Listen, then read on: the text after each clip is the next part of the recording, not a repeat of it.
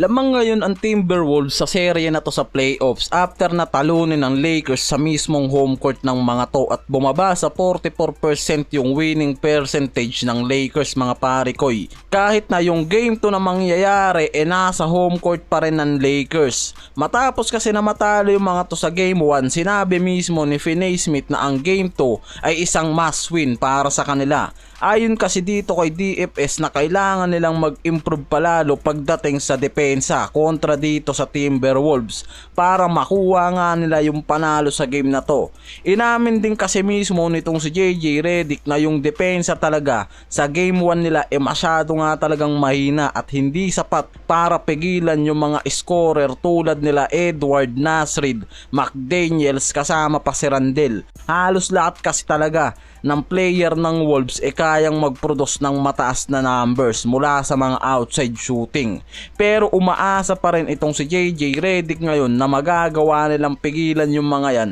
sa game 2 na mangyayari mga pare koy. Kahit naman kasi mga analyst nakikita na hindi talaga magiging madali sa Lakers yung playoff series na to kontra sa Wolves. Ang Timberwolves kasi yung isa sa mga best defensive team sa Western na isa talaga sa nakikitang kahinaan dito sa Lakers. Sa regular season din kasi meron silang 2-2 record na meron pang Anthony Davis sa roster at ngayon nakikita na mas malaki talaga yung lamang dyan ng Wolves mula sa frontcourt dahil sa kakulangan ngayon mismo ng Lakers pagdating sa isang reliable center. Sa game 1 kasi na nangyari, nilimitahan lang rin talaga nitong si JJ Redick yung playing time nitong si Jackson Hayes na parang nakikita rin na isang malaking pagkakamali yan sa ginawa nitong si Redick. Dahil sa game 1 na yan mismo kailangan nga raw ng mga to ng isang sentro para sa frontcourt defense nila para mahirapan makakuha ng easy points yung mga guards na to ng Timberwolves na mismong nakitang lumabas yan mga pare koy dahil itong sila McDaniels at Anthony Edwards sa nangyaring game na yan nakakuha lang ng mga easy points sa ilalim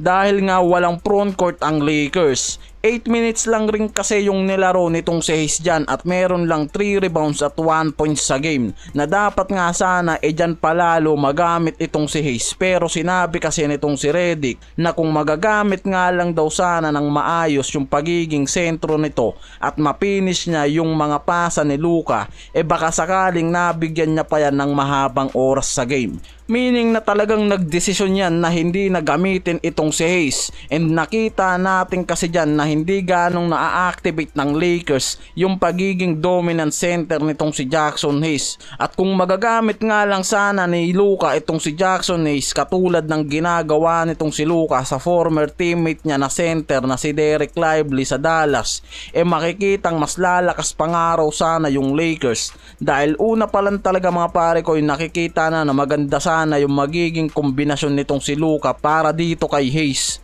pero hindi nga nito napipinish ng maayos yung mga pasa sa kanya nitong si Luka sa ilalim lalo na yung mga alley-oop pass. Yan nga yung dapat nga na ma-activate din ng Lakers ngayon sa playoffs na to at maaaring yan pa yung maging pahirap sa Timberwolves kung mas magagamit ng maayos at mailabas nitong si Luka yung pagiging dominant center nitong si Jackson Hayes dahil isa talaga sa problema ng Lakers ngayon yung isang reliable center na magagamit nila ngayon sa serye nila. Sinabi kasi rin mismo nitong si McDaniels na mas nagawa nitong umatake sa loob kapag walang Jackson Hayes sa ilalim dahil nga nawawalan ng frontcourt at defensive presence ang Lakers sa ilalim kapag wala silang center. At ito nga si Jackson Hayes yung tinutukoy ng mga yan. Parang wala nang matinding stopper ang Lakers sa ilalim kontra ngayon dito sa Wolves kung walang Jackson Hayes. At yan mismo yung sinamantalang araw nitong Timberwolves para makakuha sila ng mga easy points. Yan mismo yung sinabi nitong si McDaniels, meaning na sobrang laki ang epekto ni Hayes